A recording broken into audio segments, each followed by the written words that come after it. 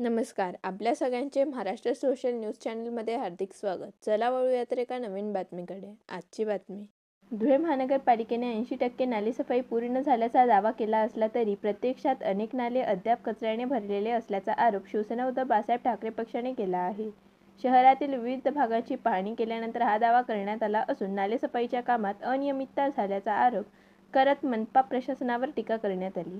तसेच वाढीव निविदांमधून आर्थिक गैरव्यवहार होत असल्याचा संशय व्यक्त करत संबंधित कामांची चौकशी करण्याची मागणी करण्यात आली आहे.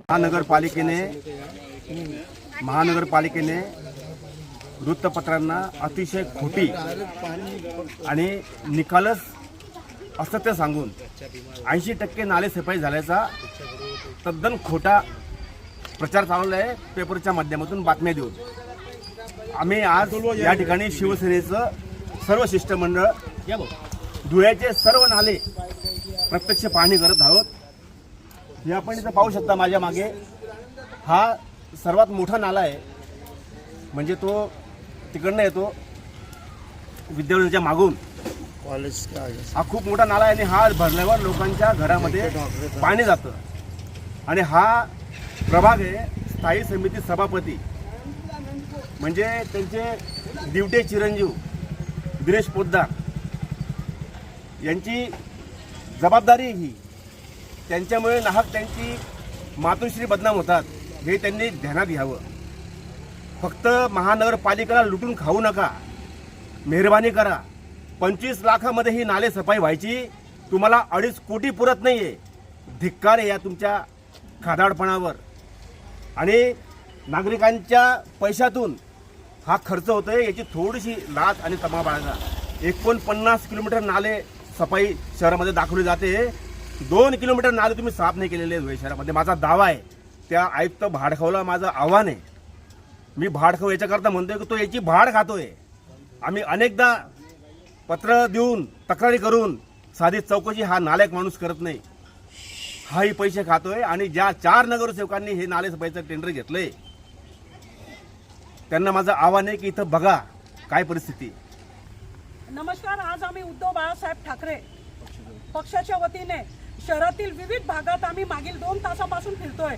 आता आम्ही दैठणकर नगर वलवाडीच्या भागात आहे. आता आम्ही सिंचन भवनकडे जाऊन आलो, सिव्हिल हॉस्पिटल जवळच्या नाल्यात जाऊन आलो, त्याच्यानंतर सिस्टर स्कूलकडे जाऊन आलो आणि सुशी नाल्याकडे जाऊन आलो. शहरातील कमीत कमी आम्ही आता जे 12 ते 15 नाल्यांमध्ये आम्ही जाऊन आलेलो आहे. 20% ही काम झालेलं नाहीये. हे दुर्भाग्य आहे. मागच्या वर्षी याच नाल्यावरून वलवाडीच्या पुढे हे इथं तुम्हाला माहिती असेल इथे स्मशानभूमी आहे. स्मशानभूमीच्या रस्त्यावर एक माणसाचा दुर्दैवी मृत्यू झाला होता. मागील ज्या आयुक्त होत्या त्याही फिरून गेल्या होत्या, पण आज स्थिती जशाच तशी आहे.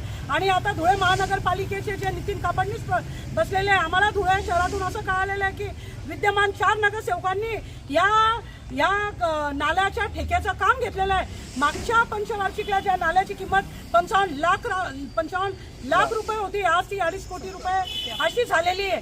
आणि दुसरं असं आम्हाला असंही कळालेलं आहे की याच्यामध्ये नितीन कापडणीस हे पार्टनर आहे.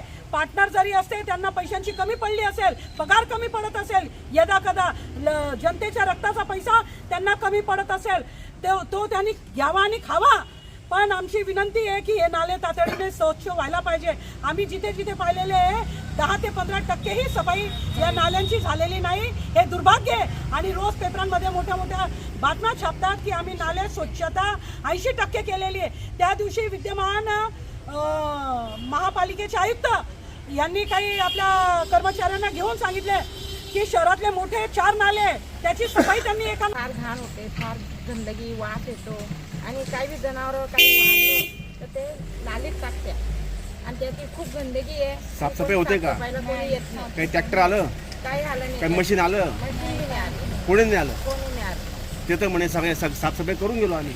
80% झाली म्हणणे तिथं. नाही एकच वेळेस येते ते थोडंसं माती थोडंसं काढलं, पाणी जमा होतं आणि फोटो काढून चालले गेले.